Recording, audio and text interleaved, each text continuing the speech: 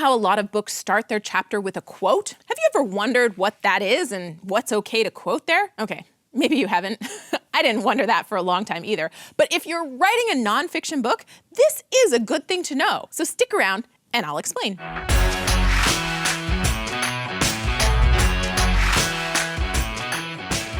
there, I'm Julie the Book Broad, award-winning author and founder of Book Launchers, your professional self-publishing team that will help you write, publish, and promote a money-making, impact-creating nonfiction book. The reason I started Book Launchers is because there were so many things I had to research and figure out to successfully self-publish my first 2 books. And in doing so, I kept wishing there was a company just like Book Launchers that could have guided me through writing, done a lot of the work for me to get the book ready, and then supported me through marketing. So that's why I created Book Launchers.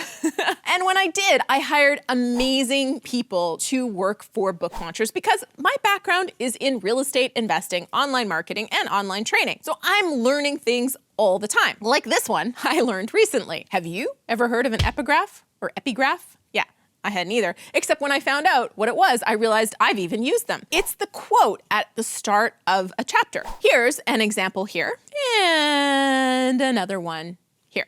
The Wikipedia definition of an epigraph is this. In literature, an epigraph is a phrase or quotation or poem that is set at the beginning of a document or component. I mentioned these quotes in the video I did on fair use, which is definitely worth watching, so I will link to it at the end. But generally speaking, these quotations are okay from a fair use perspective. They do need to be used in a way that sets the tone for the chapter or even introduces the concept. Specific to poetry, but covering the subject nicely, there's a blog called copyrightlitigation.blogspot.com, which is a lawyer's website, and they say that the limitations of epigraphs as pertaining to fair use include the following. Quoted passages should be reproduced accurately as possible, and a direct quote from the blog says, authors should provide conventional attribution to sources unless the original is readily recognizable by the intended audience or the absence of proper attribution is justified by the purpose of the use. I'll link to that blog post below so you can read it yourself. Basically, epigraphs are the quotes that some choose to use to start the chapter of a book and set the tone or introduce the subject. They are okay to do without permission, so long as you follow a few basic stipulations of attribution and using only as much as needed to make the point.